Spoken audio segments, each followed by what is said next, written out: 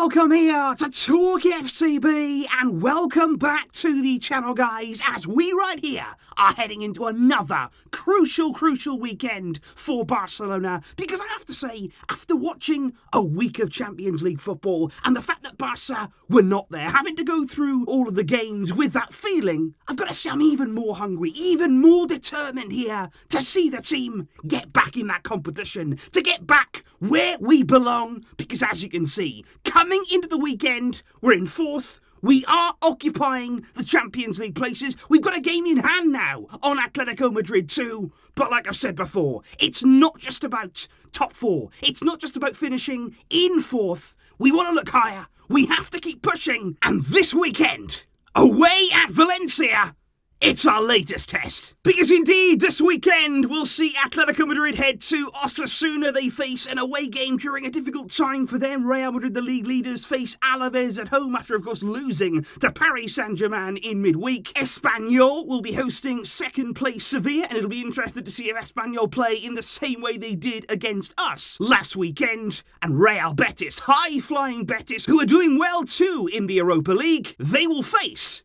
Mallorca. But of course, focusing on our game against Valencia, I've got to say, looking at the form book right now, looking at the way that Valencia have played over the past few weeks, they are coming into this game struggling. They really are. They had a very promising start of the season, but since that time they have slipped to 12th place, and they haven't actually won in the league since back in December. Actually, their recent wins have only come in the Copa del Rey, so they are really going through a dry spell. But as we've seen in the past, the trip to Mestalla, going away to Valencia, it's not going to be easy. It doesn't matter there if they were in the relegation zone, if they were battling for survival, it doesn't matter. Because when they come up against Barca, it's like their cup final. I can't really explain it, but they just go to a different level. What we have to expect here for me is a similar sort of atmosphere, a similar sort of battle to what we actually faced against Espanyol, because it really is that kind of matchup. But what we do have to say, guys, coming into this game for Barca is that despite drawing against Napoli on Thursday, and of course all the missed chances that we are also going to talk about, what you do have to say is, in the second half especially, it was really good from us. We actually played some very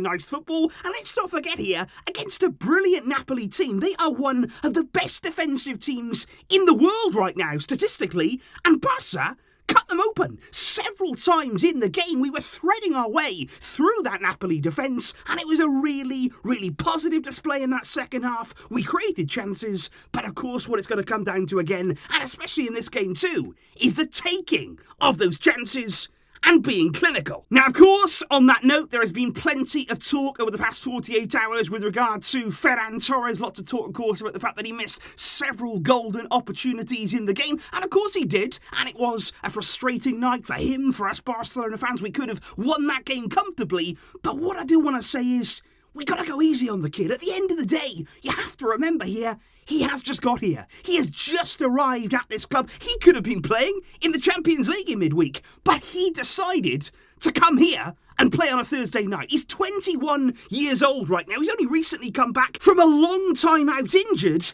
and he's still getting to grips with life at the club. And you saw him at the final whistle. There is nobody, not any of us fans, not any of the staff, not any of the players, who would have been more angry, more disappointed, more hurt by his misses than Ferran himself. He wanted to score those goals. He was in the perfect areas, and that's what I would say here. Because on another day, how different could it have been? He was in all of the right positions. He was making all the right runs. He was right there, and he could have walked away on another day with a hat-trick, with 4 goals, and I am convinced that will come.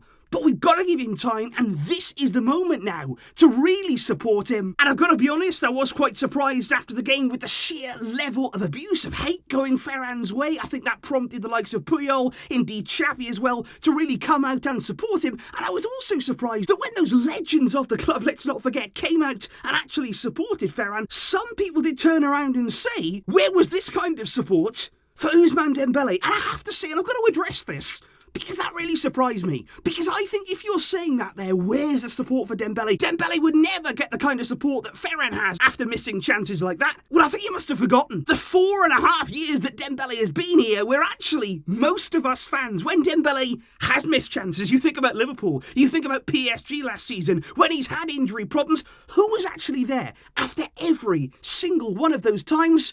we as fans have supported him. And I think it's very, very wrong here, just because of what's happened recently, just because of all the transfer situation, to actually forget that we as Barca fans did and have supported Dembele, and that's very, very important to remember there, so we don't start rewriting the past, because we have certainly not been guilty here of not supporting the guy who, when he came in, he had exactly the same treatment as Ferran is right now. But what I do want to say is, on Dembele, he came on, and I've got no problem at all saying he had a real impact in the game. I think whatever has happened, we can put that to one side and say, you know what? Looking at performance, looking at football, he was a real threat. He came off the bench, he was creating chances, and he combined very well with Serginho Dest. And I can hold my hands up and say that. I've got no problem at all. And we shouldn't have agendas at this stage, towards any player. Not to Ferran, not to Ousmane Dembele. I've said before, we've got to draw the line. We've got to move on. We've got to focus on the team. That is the most important thing right now. And I think looking at this game, it is going to be really, really interesting to see what happens with Xavi, what sort of combination he goes with up front, because for the first time in a long, long time,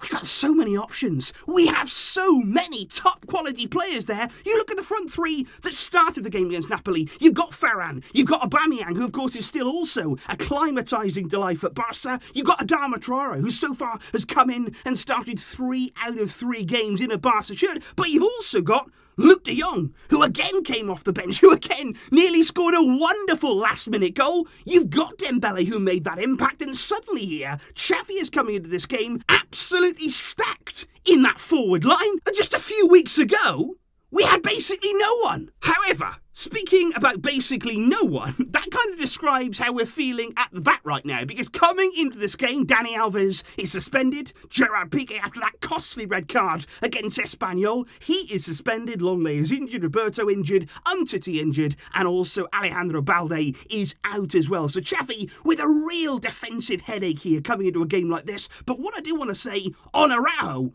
maybe there's more positive news there. Because today, in his press conference, Xavi did admit that he was hopeful, that he was really, really hoping that Araujo would be back, that he would almost force himself maybe to be available for this game. I do feel as though maybe he could have done that in midweek. I think he was close to really pushing to play against Napoli, but I think they felt as though, wait a few more days, wait here until the weekend's game, a massive game for us, and if you're going to play in one of them, make it this one. And I really do think he'll be involved. Because in terms of the starting lineup to face Valencia on Sunday, Marc-Andre ter Stegen is going to be in goal. Of course, Jordi Alba is going to be at left back, and he's going to be that senior player, and he needs to really step up here in a game, of course, against his former club. At centre-back then, I do believe that we will see Ronald Araujo, and alongside him, probably it's going to be Eric Garcia. The only other change that you could make is if you wanted to bring in Oscar Mingueza at centre-back, but I do think here that Xavi, if Araujo is fit and ready to go, or if there's any chance of him playing, he will be there alongside Eric Garcia. And then at right back, I wouldn't personally go with Mingueza. I would go there with Serginho Dest, who I thought came on, like I say, along with Dembele, made a real impact on that right side, and that's why I would play Dest over Mingueza. In midfield, I think it is almost guaranteed that Sergio Busquets will return to the starting lineup. I wouldn't at all be surprised as well to see Frenkie de Jong alongside him, a little bit further advanced than he played against Napoli in midweek. And I think Pedri is likely to make up that midfield, because Pedri was one of the outstanding players for me against Napoli. He was running things, pulling the strings in midfield. Fantastic from him. And then, of course, up front, these are when the big decisions are going to come for Xavi. This is when he's really got to go through those options and find the best solution for this game. And I do think that on the right-hand side, Dembele will start this game. I think that he's worked his way into contention, and I do believe he's going to be out on that right-hand side in place of Adama Traore. But again, what an option Adama is to bring off the bench, just in the way that we did Dembele against Napoli. But from the left, I actually think here Xavi's going to do something completely different. I think Xavi is going to play again on that left side in a similar way to what he did against Atletico Madrid. I think we're going to try and replicate that Atleti performance in this game. So Xavi from the left, of course, moving inside when he needs to. And I do have a feeling here that Ferran is going to be down the middle. I think that is the kind of front three that Xavi is going to opt with in this game. He's not going to go too all out. He's not going to line up there with 3 out-and-out forward players. I think we're going to have the pace, the electricity of Ousmane Dembele. On the left, we're going to have the technical quality of Xavi. And then I think down the middle, we've got to see again those movements from Ferran. We want to see him getting in to all the same positions as he did against Napoli, but with one big change. He knows where the net is. He knows how to be clinical. And in a game like this, we will need it. And of course, if things don't work out, we can always resort to the best impact sub in this league. Luke de Jong is available, and coming off the bench, that's when he is most effective. And in terms of your predictions, guys, many of you coming into this game, I think, are expecting a real battle. Many of you believing it's going to be a very close game there between Barca and Valencia. The majority opting for a win by a single goal margin. A really close victory. And honestly, right now, I'd take that. Any sort of win, I would snap your hand up for it and walk out of Mestalla with all 3 points. But I'm going to go here with a bit of a bigger one. I actually think coming into this game that we played well against Napoli. We've got to replicate, of course, that kind of performance away from home. That's the key. But I think we can. Valencia are struggling. Their defence can be unlocked. And that is why I am opting for Barca 3, Valencia 1. A win by a 2-goal margin. And of course, guys, I will be joining you after the game on Saturday with all of the reaction. And let's hope with everything we've got, that it's positive. So please, guys, do leave all of your predictions in the comments down below. What would your starting lineup be? What exactly would you like to see against Valencia? And how do you see the game going? Can Barca get that massive win? Let me know that down below. I will, of course, see you very soon. Thank you indeed for watching and for supporting. But until next time, as always, Vishka, Alberta.